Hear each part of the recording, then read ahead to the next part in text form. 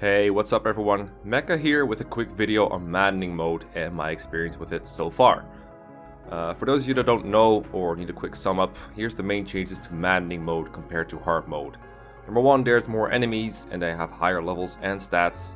Enemies also have more skills, reinforcements appear and move on enemy phase, this is also known as ambush spawns. All the bosses move, and last but not least, XP gain is cut in half. So those are the main changes.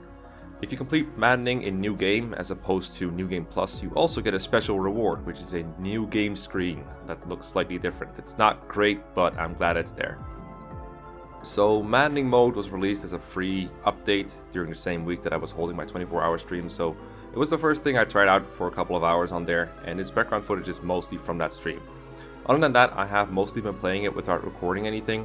I have considered doing a let's play of it, but since the maps takes so long, I really feel like it isn't fit for one. And it's been working pretty well as a game to play when I just want to, chill and play Fire Emblem, which is surprising considering the name, Maddening mode. And I'm playing a New Game too, not New Game Plus, because of course I want that special new game screen. So my expectations of Maddening mode were basically that enemy stats will be inflated like crazy, so early on you get overwhelmed really hard.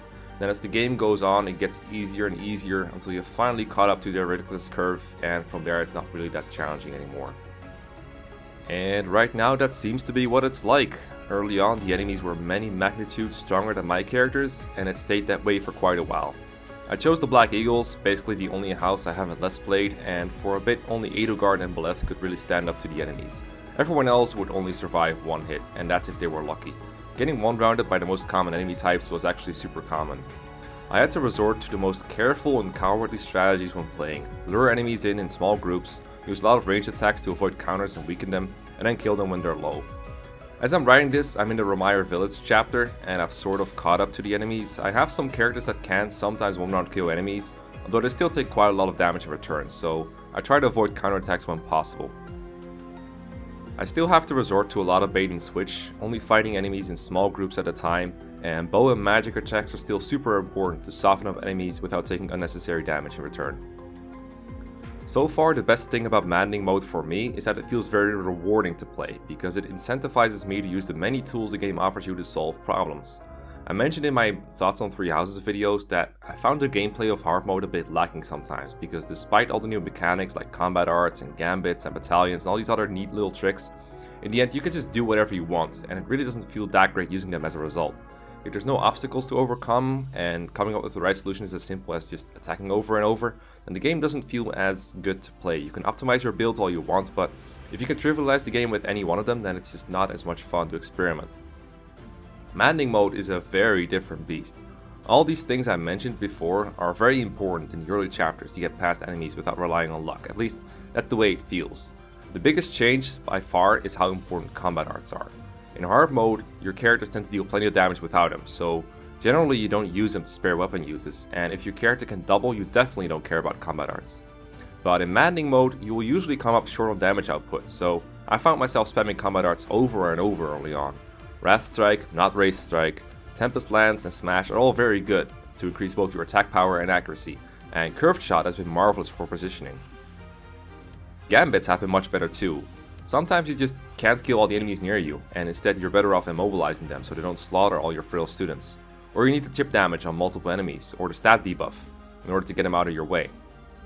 Early on, I actually found myself having to micromanage the HP of my battalions to make sure they would not retreat. This was a big issue in the Red Canyon map, because at that point you can't even replenish your battalions, and you only have 3 of them, so your gambits are really precious. And during the Gautier chapter, I wanted to save as many gambits as possible for the boss, since he is a monster, so I had to find ways to kill enemies without using up all my gambits. A lot of the time, I find myself checking for new, different battalions and gambits, and training authority, and I find myself checking for more opportunities to make use of these gambits. And I find myself checking out what kind of combat arts I want to equip, and trying to use them in battle to get kills safely. This is exactly what I wanted combat arts and gambits to be, a possible solution to problems in gameplay. There have been so many times where these have saved me, and the same goes for the small advantages you get through personal skills. I've been using Dorothea's Songstress skill to heal up my units slowly, I recruited Sylvain and frequently make use of Philanderer by putting him next to other characters for the +2 bonus to his attack and protection, and I know from other people that similar skills on characters like Leonie and Hilda have been great too. Speaking of mechanics that Maddening mode incorporates, this mode is also clearly built around the use of Divine Pulse. Divine Pulse is the only reason that Maddening feels even remotely fair. The most blatant example of this is in the Gautier map.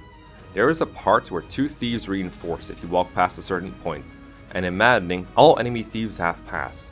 So now you have to deal with 2 enemies that appear before you can do anything about them, that you cannot block, and that will walk right through your other characters, right through your formation to your most fragile students, and kill them. So unless you know all these things beforehand, you're going to use at least 1 Divine Pulse charge here. And I'll be honest, I was a little annoyed by this, but not as annoyed as I could be. Considering Divine Pulse is there at the very least, you don't have to play the whole chapter again when it happens, but it is pretty damn cheap. Throughout the whole game, I've been relying heavily on checking enemy ranges and the red AI lines to make sure I wasn't risking any deaths, but with these enemies I have no way to do so. So even knowing what's coming, it's still pretty damn daunting and complicated. And even my most sturdy characters had trouble surviving against these 2 guys alone. Not to mention that walking past their spawn point also triggers another group of enemies to start walking towards you, so you really have to be very particular about your positioning. But that little bit aside though, I'm actually positively surprised by the map design and how the changes of Maddening improve it.